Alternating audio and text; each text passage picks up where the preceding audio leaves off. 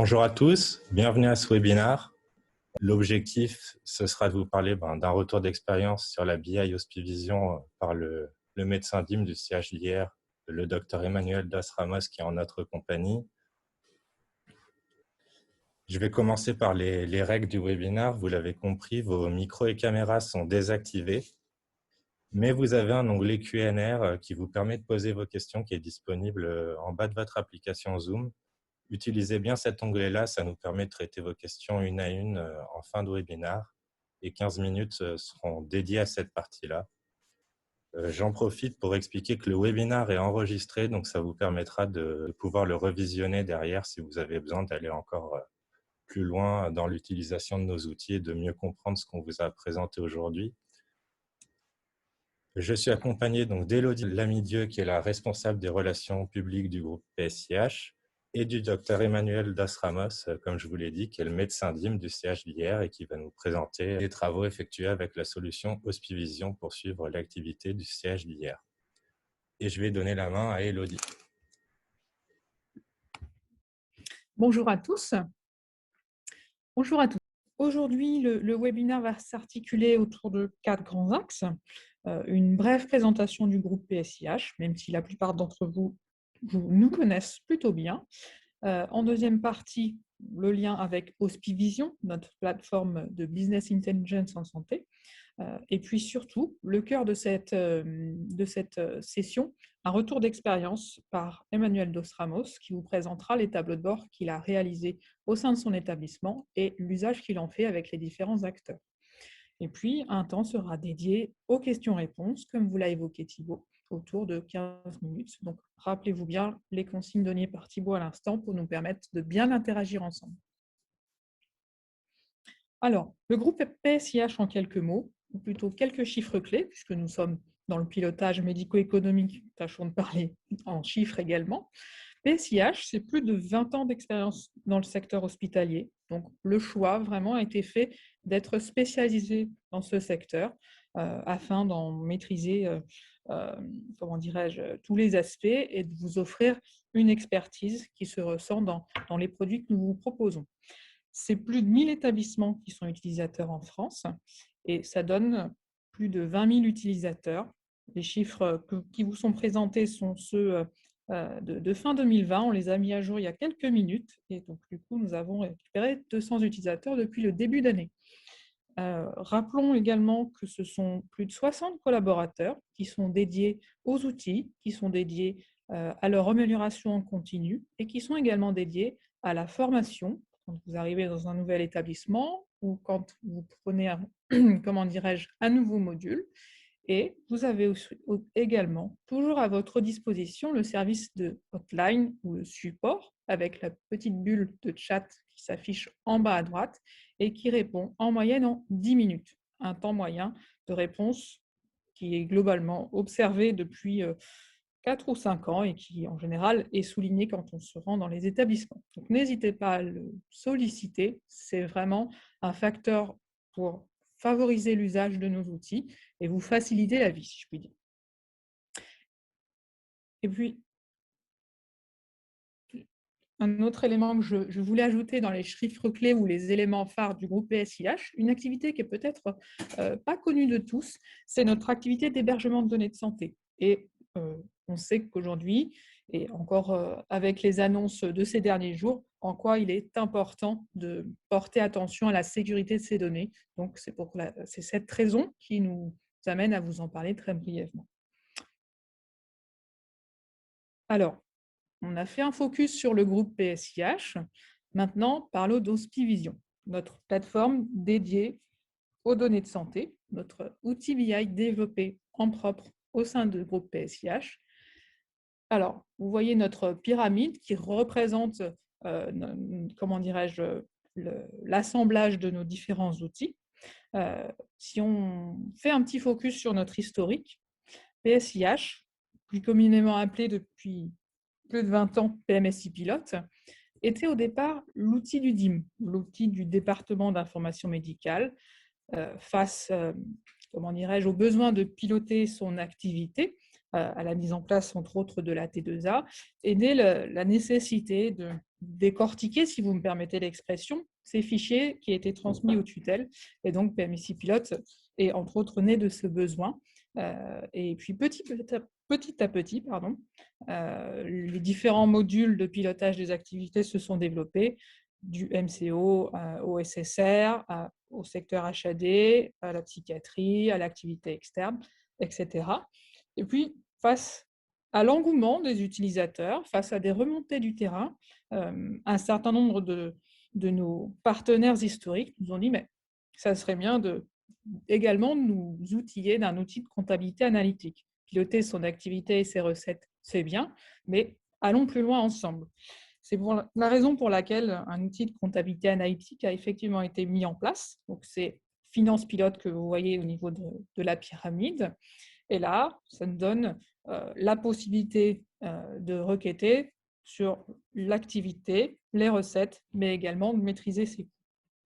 Et puis, pour aller plus loin, et non plus être uniquement l'outil du DIM et le contrôleur de gestion, il y a quelques années, le groupe PSIH a investi dans une solution décisionnelle que nous appelons donc Hospivision et qui permet d'interroger en fait tout type de base de données et de faire du croisement de données et ainsi piloter de manière plus pertinente. Puisqu'effectivement, suivre son activité, c'est bien, suivre l'évolution de ses ETP, c'est bien, mais l'objectif est de croiser les deux pour voir si les courbes sont, comment dirais-je, sont cohérentes, si l'évolution est cohérente.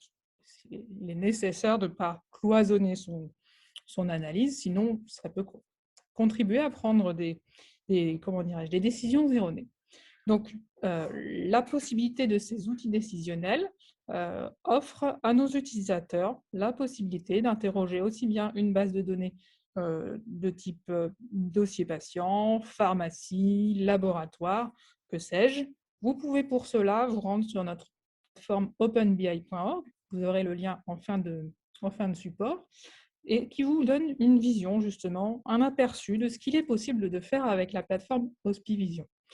Et enfin, une fois qu'on est bien équipé en termes de, de tableau de bord, de rapport, d'outils de pilotage de manière générale, eh bien, vous pouvez faire appel au groupe PSIH et à ses experts pour mettre en place des missions de conseil en tout genre, mais basées justement sur l'exploitation des données afin de prendre des décisions factuelles.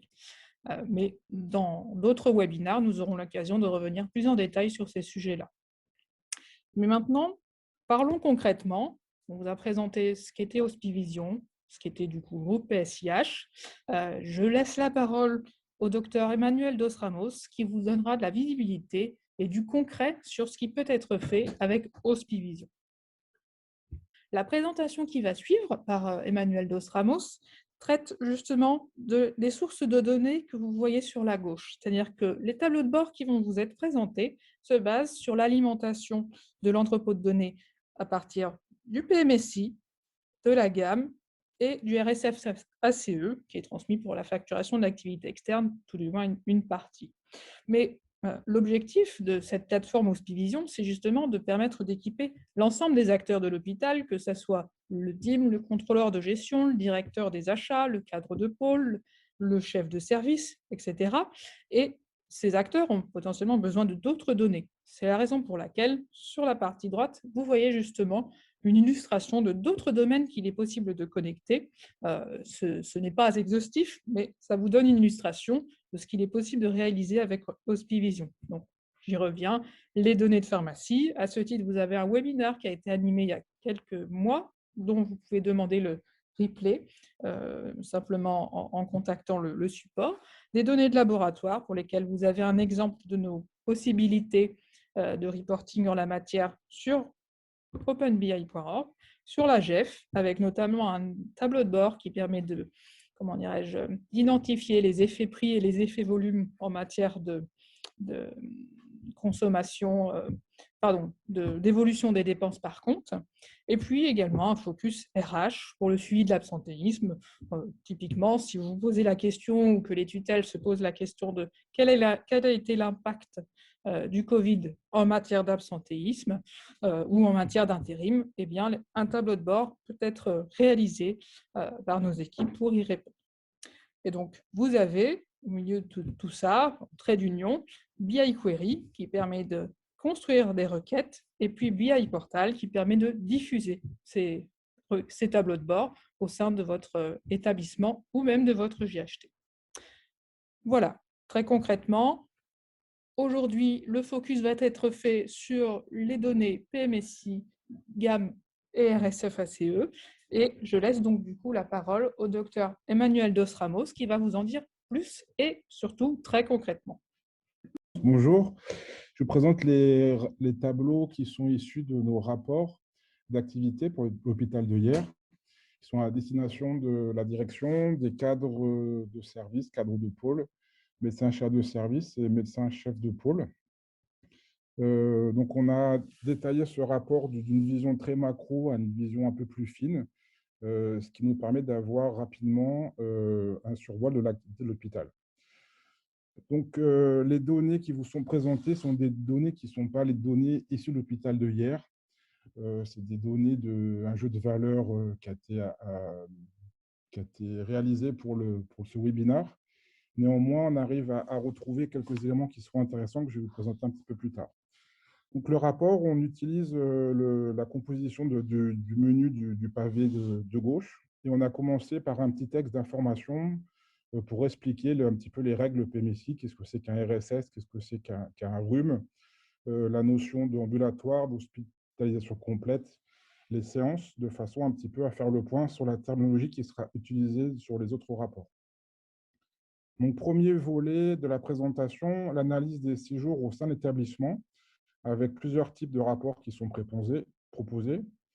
Donc, nous avons un focus sur les séjours qui ne sont pas encore codés, donc qui vont remonter en anomalie, avec une vision complète par mois et la possibilité d'effectuer un forage en cliquant sur une des valeurs de façon à retomber sur les numéros de séjour, un rapport complémentaire avec des numéros de séjour de façon à pouvoir retourner sur le dossier et voir le problème concernant ce dossier. Deuxième rapport, un rapport qui concerne les séjours qui sont en attente de prise en charge par l'assurance maladie, donc en attente de taux, de façon mensuelle depuis le début de l'année, avec la même possibilité de pouvoir forer sur les séjours en cliquant simplement sur le chiffre du mois intéressé. Le tableau suivant, c'est la vision complète, totale des séjours de l'établissement. Nous avons fait le choix à chaque fois mettre un petit lexique avec la possibilité d'ajouter du texte de façon libre dans l'outil PMSI Pilote, assez simplement, pour mettre du texte, de la couleur. Tout en haut, à chaque fois, on reprend la notion du dernier mois qui a été validé, de façon à informer l'utilisateur du dernier mois qui recueille les données. Et donc, sur ce premier tableau établissement, on récupère par type d'activité ambulatoire, hospitalisation complète ou les séances, le nombre de séjours, avec la possibilité de pouvoir calculer la variation entre l'année 2020 et l'année 2021. On récupère la DMS de l'établissement, avec une fois de plus le calcul de la variation entre les deux années, le chiffre d'affaires moyen d'un séjour et la valorisation T2A, avec toujours l'écart 2020-2021. Sur les deux tableaux, nous avons sur le tableau de gauche le calcul qui se fait pour le dernier mois validé, donc pour le mois de mars. On compare le mois de mars 2021 au mois de mars 2020. Et puis sur la partie droite, on est au cumul depuis le début de l'année, donc sur les mois M1, M2, M3. Compte tenu de la crise sanitaire qui a commencé à impacter en mars l'année dernière, il était un petit peu difficile de pouvoir comparer les deux années, sachant que 2020 aurait tendance à 2021 être un petit peu meilleur que 2020. Et donc, du coup, par rapport à cette crise sanitaire, on a rajouté des graphiques pour donner une idée un petit peu de l'impact et de la notion avant crise sanitaire de l'activité. Et donc, sur le graphique du dessous, toujours calé sur le dernier mois validé, on voit bien l'impact de la crise sanitaire sur 2020 avec une baisse significative des séjours. Et puis la tendance qui est un petit peu un petit peu écrasé sur l'ensemble du cumul, ce qui permet de faire une analyse sur la gravité du mois par rapport au début de l'année. En complément également, de façon un peu plus linéaire, mois par mois, sur les 3 dernières années, on a les mêmes chiffres de nombre de séjours qui sont calculés par mois et on voit bien le creux significatif sur les deux courbes que sont la courbe verte, l'hospitalisation complète, et la courbe bleue, l'ambulatoire. Nombre de séances qui sont très faibles, le creux, l'impact de la crise sanitaire sur mars, avril, mai de l'année dernière. Donc ce tableau, c'est une vision très macro-établissement et de façon à faciliter l'usage des utilisateurs, parce que l'outil le permet, on a rajouté aussi des liens vers d'autres tableaux, des appels contextuels qui font qu'en cliquant sur le lien, on va directement basculer sur un tableau qui permet d'aller un petit peu en dessous au niveau de la vision. Donc, c'est ce qu'on va vous présenter maintenant, donc les séjours médicaux. Donc, sur le même principe de comparatif de l'activité du mois dernier sur 2 années et du cumul de l'année en cours et de l'année passée. Donc, ça charge. Donc, on vous présente le nombre de séjours médicaux. Donc, on se calcule sur les racines et ça permet de donner un reflet sur l'activité indirecte des hébergements. Donc, on se rend compte qu'en fait, on a des séjours médicaux qui sont aussi positionnés sur les pôles de chirurgie. Donc, c'est assez intéressant pour avoir un reflet du nombre d'hébergements assez facilement au niveau de l'établissement. Ça, c'est assez intéressant. Donc, sur le même principe, pour l'ensemble des séjours de type médicaux, on reprend le descriptif pôle par pôle. Et donc, on peut avoir, bien sûr, sur des séjours multirimes, un séjour va compter 1 et 1 pour chaque pôle différent s'il a fait le pôle chirurgie, le pôle gériatrique.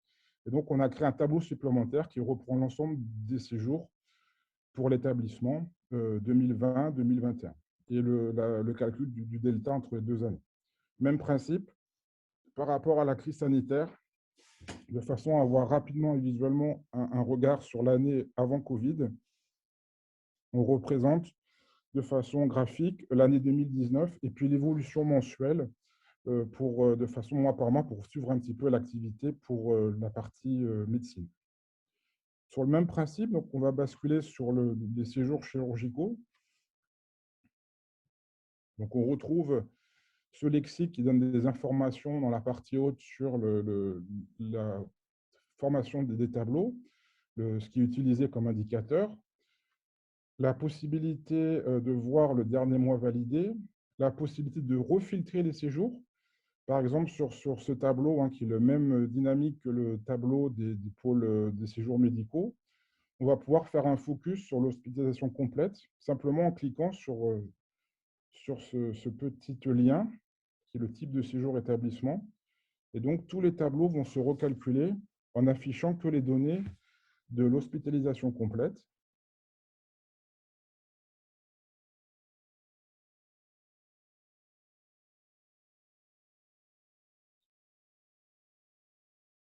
Devrait arriver.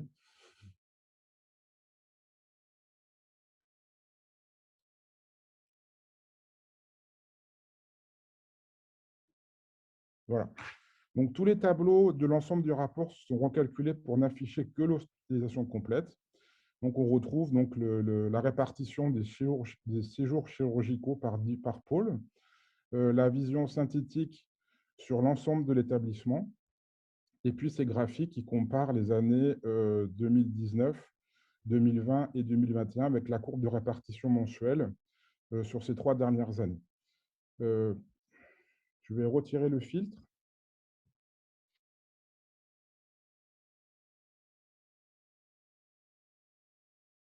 Donc ça, la page se recalcule pour vous présenter un nouveau type de tableau qui nous permet de pouvoir détailler un petit peu plus le type d'activité chirurgicale en fonction des domaines d'activité V2. Donc ça se recalcule de façon à voir tous les types de séjours. Voilà. Donc, ce type de tableau permet de mettre en évidence l'évolution par domaine d'activité des activités différentes de chirurgie. Et donc, par exemple, sur ce tableau, on voit qu'on a une nette augmentation en 2021 de l'activité de chirurgie orthopédique et un recul, par exemple, de l'activité d'ophtalmologie entre 2019, année avant Covid, et 2019, année en cours, avec une année 2020 Covid qui était pas à peu près à moitié des effectifs habituels, et donc une discrète reprise de l'activité d'ophtalmo jusqu'au cumul du dernier mois validé. Donc, même principe, toujours ces liens vers d'autres tableaux de façon à affiner encore le détail. Et donc, en cliquant sur ambulatoire, on va rien afficher du tout. Il y a un petit souci. C'est que le lien est encore configuré par rapport à l'hôpital. Ouais. Mais dans la réalité, ça fonctionne bien. Et du coup, je ne peux pas revenir en arrière. Ça a ouvert un nouvel onglet, je pense. Si vous allez sur l'onglet précédent. Ah oui, pardon. Merci. Oui, c'est configuré pour l'hôpital de hier.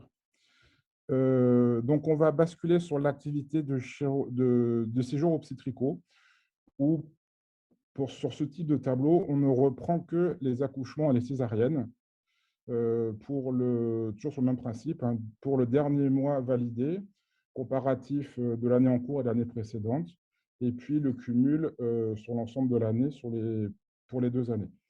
La notion de graphique pour permettre toujours de suivre l'évolution avant la crise Covid, et puis des petits graphiques pour montrer la part d'accouchement, la répartition entre les accouchements par voie basse et les césariennes.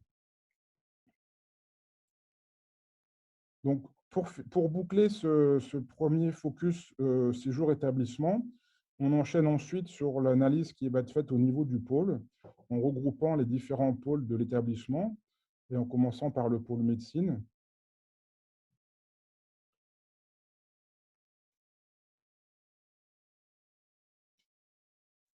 Donc, on reprend ces principales informations utilisateurs que sont le lexique, en reprécisant chez nous que ça ne prend pas en compte les hébergements, on est vraiment focus sur l'établissement.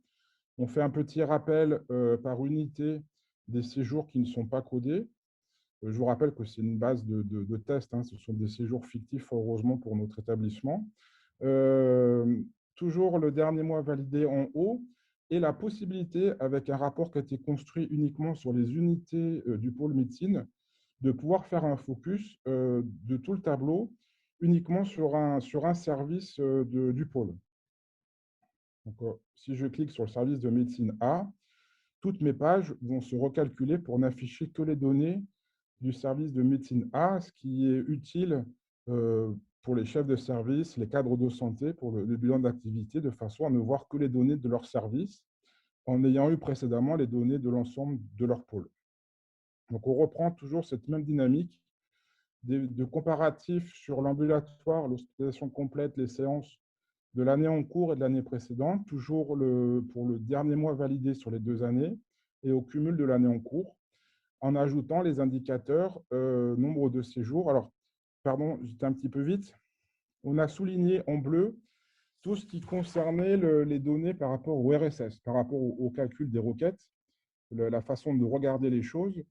Pour un séjour, on va regarder au niveau du RSS, et on va regarder au niveau du pôle. Et donc, pour le pôle, on a choisi la dénomination de entrée. Donc, ça veut dire que pour un séjour, on peut avoir plusieurs entrées dans le pôle, ce qui est le cas en 2021, avec 39 séjours RSS et 41 entrées.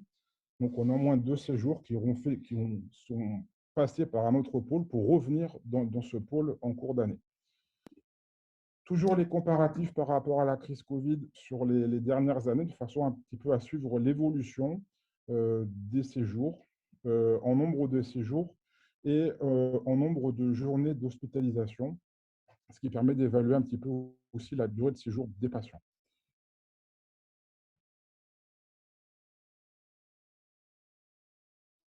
Sur le même principe, on récupère les données du pôle de chirurgie. Ah, merci. Petit filtre, alors pour supprimer en haut, merci de suivre pour moi. Donc, même redécoupage de la présentation, les séjours non codés, la possibilité de faire un focus sur les UF du pôle, les indicateurs, les graphiques, de façon à pouvoir un petit peu suivre l'évolution de l'activité, sachant qu'initialement, avant la crise Covid, ces tableaux étaient comparatifs uniquement sur 2 années en termes de contrôle d'activité. Et pour analyser au mieux par rapport à la crise sanitaire, on a jugé important de pouvoir afficher les données au moins de 2019, de façon à pouvoir évoluer la cinétique avant et après crise. Le pôle mère-enfant est sur le même principe. Je vous fais un petit focus sur le pôle des urgences. Donc, par rapport aux urgences, c'est compte tenu de la particularité des urgences. Donc, on analyse ici uniquement la partie hospitalisation pour les urgences, donc c'est-à-dire les UHCD ou ZHTCD sont la terminologie, ou du moins les UF qui appartiennent au pôle des urgences. Donc, on ne voit pas les séjours dits externes des urgences. Ce pôle est un petit peu volumineux en termes d'unités fonctionnelles. On a choisi d'afficher les unités. Donc, on a fait des regroupements, une fois de plus, par service. Et donc, ce type de rapport, parce que c'est construit comme un rapport, permet d'afficher uniquement les séjours du pôle UHU ZHTCD ou des unités USC MSC. Donc, en cliquant sur le lien, automatiquement, mon tableau va se refiltrer. Mais là, pour le coup, il se refiltre sur la somme des 2 services. Donc ça, c'est assez intéressant, ce qui permet d'avoir un seul tableau unique qui est utilisable par plusieurs cadres, plusieurs chefs de service différents, parce que les données vont se recalculer par rapport à leur service, tout en restant dans la vision du pôle.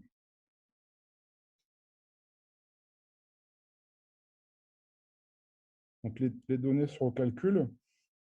Une fois de plus, on devine sur la partie verte, même si les données ce sont des données tronquées qui ne représentent pas du tout l'activité de l'hôpital de hier, on redessine bien la courbe, la cassure de la courbe liée à l'activité Covid. Voilà pour la présentation par pôle. On va redescendre à un niveau un petit peu plus fin avec un troisième type de groupe de rapports qui vont être par type d'activité. Et donc, par exemple, on va pouvoir retrouver des données sur l'activité d'ambulatoire. Toujours ce petit lexique pour expliquer ce qu'on fait, ce qu'on présente. Toujours l'affichage du dernier mois validé. La possibilité de filtrer par rapport à l'âge, parce que ça, c'était une demande des utilisateurs sur l'activité ambulatoire. C'est toute l'activité ambulatoire, mais on cherche aussi à pouvoir discriminer l'activité adulte de l'activité enfant. Et donc, en cliquant sur ce filtre, on va pouvoir n'afficher que les séjours de patients de plus de 15 ans sur l'activité ambulatoire de l'établissement. Donc, les graphiques, toujours pour montrer les séjours non codés, l'activité évolutive sur les derniers mois en cours, et puis un autre type de graphique de type jauge, le terme m'a échappé, de façon à montrer un petit peu le taux de chirurgie ambulatoire, si on est dans les normes ou pas, et l'évolution qui permet de retracer un petit peu l'activité, avec notamment pour 2020, de nouveau, une cassure liée à la crise Covid. Donc, même type de rapport pour l'HDJ, petit focus sur les urgences, de façon à repérer l'activité. Alors, nous avons 2 unités du HCD distinctes, donc UHCD et UHU, donc pour montrer l'évolution de l'activité sur ces services d'urgence, toujours sur le même principe, avec un comparatif d'une année sur l'autre et au cumul des mois.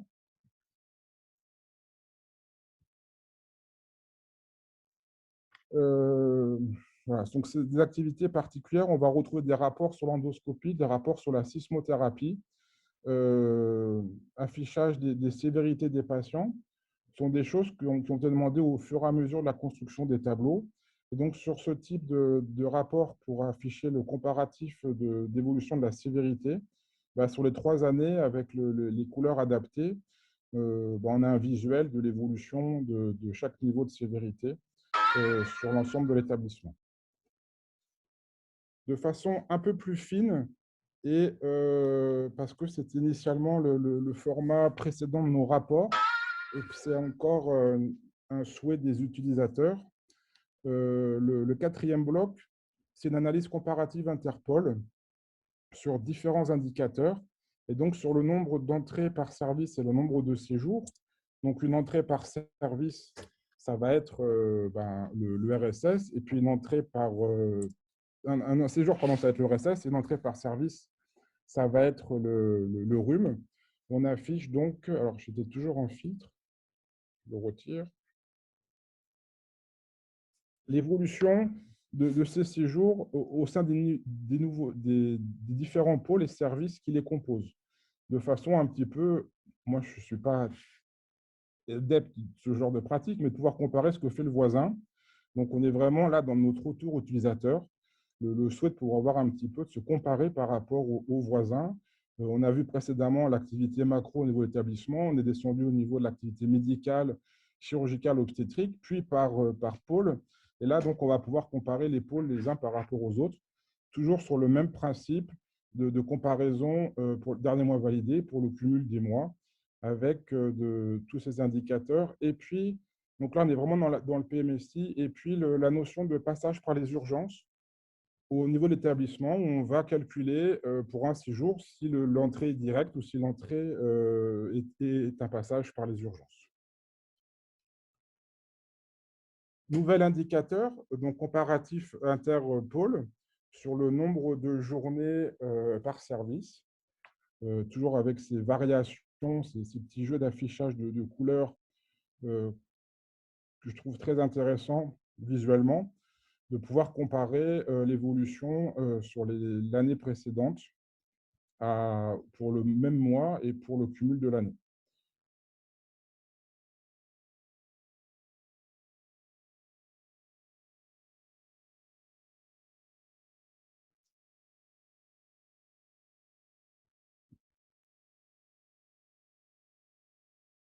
Alors, jusqu'à présent, on a vu le flux qui étaient les données issues du PMSI, donc les données que vous allez renseigner de façon mensuelle dans PMSI Pilote et qui sont poussées toutes les nuits dans la partie BI de PMSI Pilote. Là, on fait une analyse sur la gamme de façon à pouvoir calculer le taux d'occupation par service sur les années 2020-2021. Et donc, plein de petits rapports. C'est grâce à ce flux gamme connecté qui permet d'avoir ce retour du taux d'occupation d'un service de façon assez visuelle, qui est un assez bon indicateur. On travaille avec le groupe PSIH pour récupérer aussi un indicateur que j'apprécie énormément, qui est le nombre de sorties avant midi, de façon à pouvoir libérer de l'aval pour les services d'urgence notamment. Donc, c'est un indicateur qu'on va intégrer dans nos futurs rapports, nombre de sorties avant midi, mais donc bien sûr, on pourra déterminer la fourchette horaire en créant proprement le rapport. Bon, les indicateurs qui sont un petit peu classiques, hein, donc l'affichage de la DMS, de l'IPDMS. Je vais vous montrer la DMS, je sais pas, encore un peu de temps. C'est bon? Ça va? Donc, l'affichage de la DMS pour comparer entre pôle et entre services, avec une vision uniquement sur le pôle, hein, toujours sur le même principe qu'un patient sur un séjour multi-rhume peut avoir une entrée en chirurgie ambulatoire et donc va compter 1, une entrée en chirurgie pluridisciplinaire et donc va compter 1, une entrée en médecine et donc va compter 1, mais au final, sur la vision par pôle, on aura bien un passage dans le pôle chirurgie et un passage dans le pôle médecine. Donc, on a besoin d'avoir ces tableaux complémentaires de façon à dénombrer exactement le nombre de séjours, pôle avec les services, uniquement le pôle, et au niveau de l'établissement. Sur le chiffre d'affaires moyen,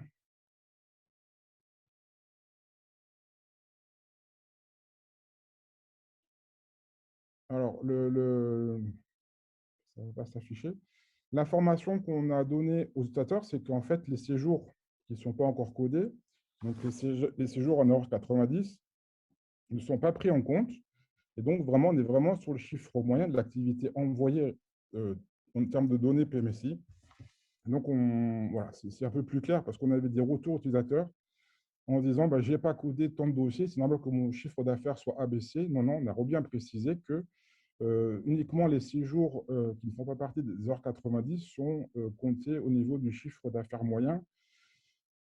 Donc, voilà, ces tableaux comparatifs pour le chiffre d'affaires moyen. Même principe pour la valorisation de la T2A, avec les données qui sont calculées en euros, les variations entre 2020 et 2021, toujours par pôle service, puis de façon plus globale pour pouvoir comparer avant la crise sanitaire. Donc, c'est voilà, analyse comparative interpôle, donc c'est un niveau encore infra. Dernier bloc de cette présentation, la partie actes et consultations externes, dont maintenant le flux provient des fichiers RSFAS qui sont importés donc manuellement dans le BI, et donc de façon à pouvoir retracer l'activité externe de l'établissement. Donc, nous avons fait le choix d'afficher des rapports, toujours sur le même principe, un dernier mois validé du cumul, sur l'ensemble des UF de l'établissement, de façon à ce que les médecins et les cadres référents puissent récupérer. Alors, le libellé ici, c'est le jeu de valeur qui a été modifié pour la présentation et anonymisé. Chez nous, on a bien le libellé de l'unité de consultation qui apparaît, le nombre de consultations totales, avec le chiffre total qui s'affiche. Et dans l'option de paramétrage du rapport, on a choisi l'affichage en haut du tableau, de façon à tomber dessus du premier regard. Et puis, chacun va chercher son UF de consultation de façon à visualiser son activité. Et dans la partie infra, l'évaluation des consultations sur les 3 dernières années, de façon un petit peu à pouvoir juger également de l'impact de la crise. On a distingué l'activité d'imagerie et de biologie au niveau de l'établissement par rapport à des tableaux qui sont construits sur les UF de sites exécutants, pour afficher dans un premier temps la biologie, puis l'imagerie.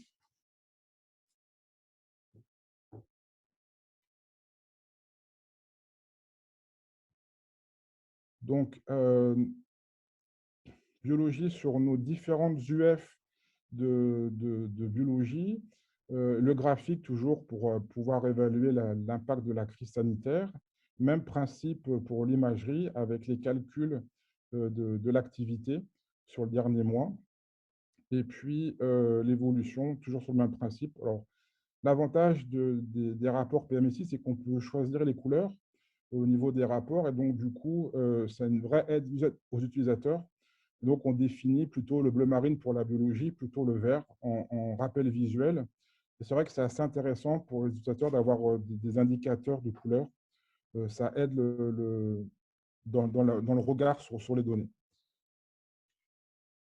Partie suivante, l'activité d'exploration fonctionnelle que nous réalisons sur l'établissement, avec donc les différents types d'exploration respiratoire, cardiaque et autres de l'établissement, sur le comparatif et le rapport. Donc, ce sont des rapports biologie, radio, activité externe qui sont les mêmes. On a simplement modifié dans les filtres du rapport les UF.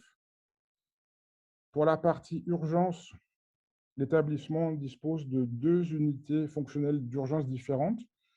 Une pour les adultes de plus de 15 ans et puis une pour les enfants de moins de 15 ans.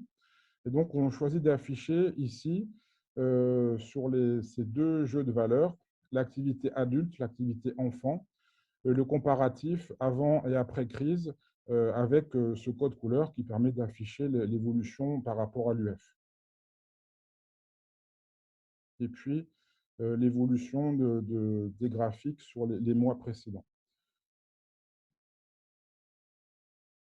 Dernier point, nous avons des urgences non programmées qui sont relocalisées dans l'établissement sur des activités partielles d'ophtalmo, d'ORL.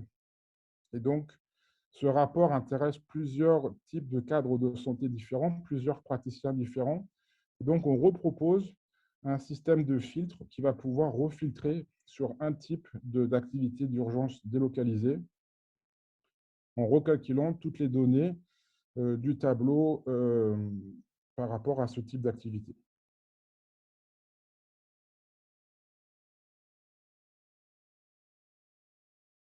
La volumétrie est toujours assez importante de ces données, même si, une fois de plus, ce sont des données tronquées, donc qui sont diminuées. Mais la partie BI, hein, tout se fait en temps réel. Ça met un petit peu de temps à afficher, c'est tout à fait normal.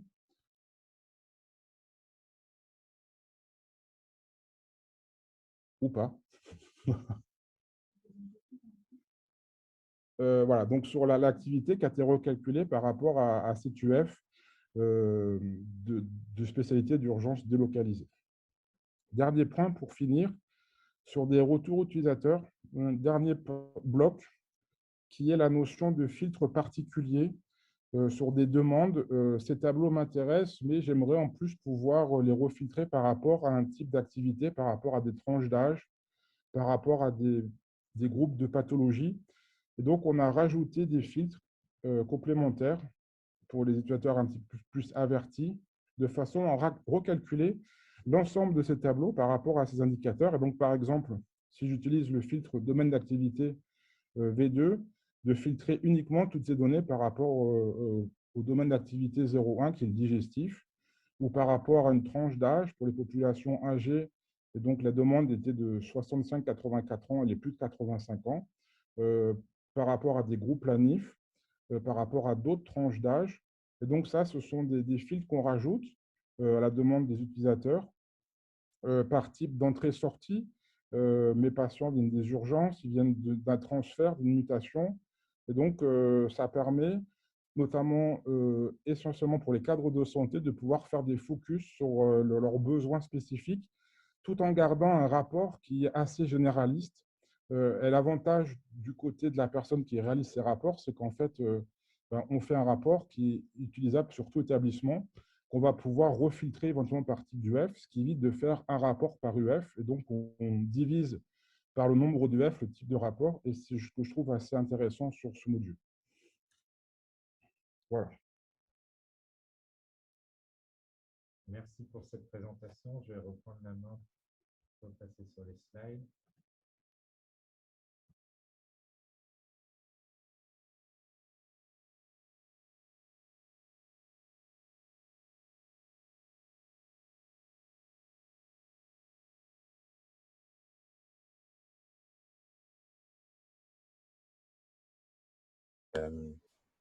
J'en profite pour indiquer que le tableau sera bientôt disponible sur le module plutôt sera bientôt disponible sur OpenBI et l'ODI a eu l'occasion de vous en parler. Donc OpenBI, c'est la base de données des tableaux de bord et rapports hospitaliers qui est mise à disposition de l'ensemble de nos utilisateurs Hospivision, sur laquelle on rajoute des contributions de manière mensuelle. Donc il y a des contributions très variées sur le Covid, sur des données comme le disait Elodie, de la GEF, des RH, des choses plus connectées comme la pharma, le labo.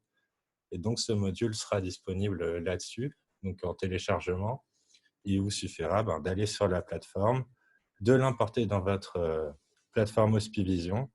Et ensuite, vous verrez le module s'afficher avec les données propres de votre établissement parce que sur OpenBI, on propose seulement des squelettes de requêtes ou de tableaux de bord, mais évidemment, il n'y a aucune donnée qui seront contenues là-dedans. C'est juste la partie mise en forme et représentation graphique qu'on met à votre disposition pour vous permettre de gagner du temps. L'intérêt derrière, c'est que vous pouvez tout à fait les renommer, les réadapter et modifier les filtres et les indicateurs présents.